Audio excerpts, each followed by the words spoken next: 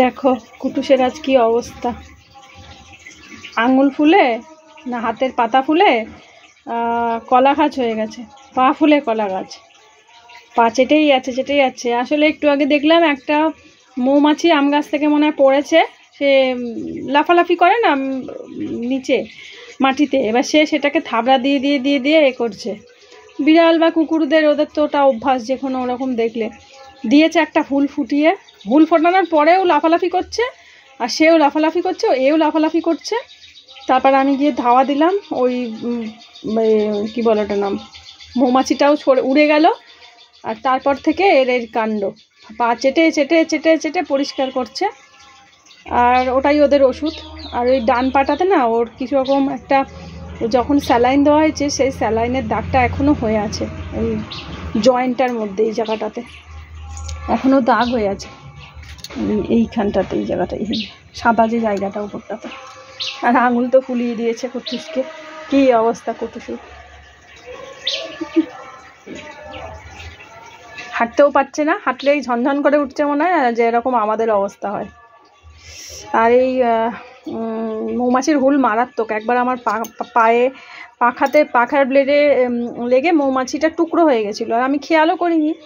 হঠাৎ খালি পায়ে ঘর থেকে বেরোবো, দেখি পায়ের আঙুলে ফুটে গেল, আর কি যন্ত্রণা। আমি তো ভাবলাম মানে হুল ফুটিয়ে দিয়েছে মৌমাছিতে, তারপর দেখলাম না দুটো টুকরো আছে, মরে গেছে, তাও হুল ফুটিয়ে দিল। তো আমার হাজব্যান্ডকে ফোন করলাম, করার পরে আমার হাজব্যান্ড বললো যে পায়ে কিছু চুন ধরনের, চুন কোথায় পাবো। তারপর আমি কি করলাম, ওই অমৃতাঞ্জন বা এখনও ওই করি অমৃতাঞ্জন বা একটুখানি ওই বাম লাগিয়ে দিলে একটু আরাম পাই। তো দেখলাম যে পায়ে কোনো ফুটে নেই, মানে হুলটা হালকা টাচ লেগেছে, তাতেই পায়ের ওই অবস্থা হয়েছিল। বললো ফুটে আছে নাকি দেখো, ফুটে থাকলে ওটা আবার সন দিয়ে বার করতে হবে। তো এখন এই পায়ে ব্যথায় কুটুসু এখন নড়াচড়া করছে, ছটপট করছে, এই যে আবার একটু খেলাধুলাও করছে। ঠিক আছে, খেলাধুলা কর।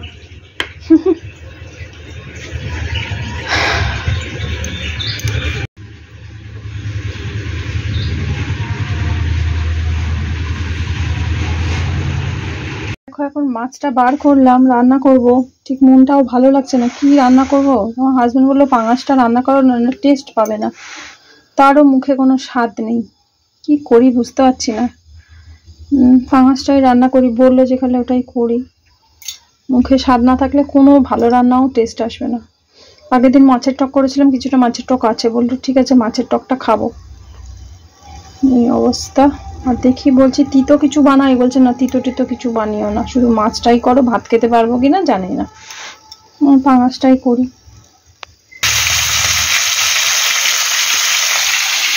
8টা মাছ করে নিলাম, 2 দিনের রান্না, জানি না ও খেতে পারবে কিনা, কিন্তু আমি করে রাখলাম। আর রান্না বান্নাও করতে ইচ্ছা করছে না, বাড়িতে 1-2টো প্রাণী, তার যদি একজনের শরীর খারাপ থাকে না, খুব একটা ভালো লাগে না। দেখ এখন এগুলো গুছিয়ে রাখি, এগুলো তো খাবে না। এখন বলেছিলাম পাবদাটাও করে নিতে পারি, বা এখানে এই মাছ ছিল, যদি আলু টালু পেটে দিয়ে ঝোল করতে পারি, ভেটকি মাছ, তারপর নাম মনে থাকে না আমার, এইটাই রান্না করে নেবো। আর এটা আমি তুলে রাখি। তো ধনে রাঁধুনি দিয়েই করলাম, তার তো যেন খেতে ভালো লাগে। আর দেবো ধনে পাতা, ধনে পাতা।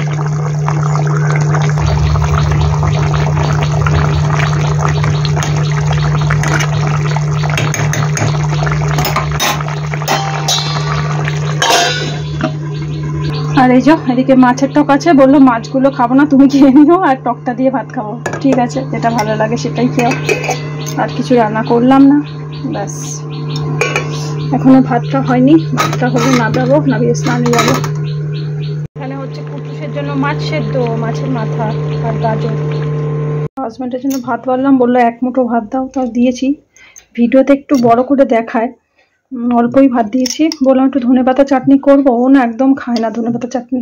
বললাম খাও, হয়তো ভালো লাগবে। বললো ঠিক আছে একটুখানি দিও, যদি ভালো লাগে খাবো। এটাই মাছের টক, শুধু ওই মাছগুলো তুলে নিয়েছি। আর এটাতে ওই, এটা হচ্ছে পাঙাশ মাছ, তো এই রান্না করেছি, জানি না খাবে কিনা। আমার মনে হচ্ছে শুধু এটা দিয়েও খাবে, আর এটা হয়তো চুমুক দেবে, না খেলে শরীরের জোরটাও পাবে না। খাক দেখি।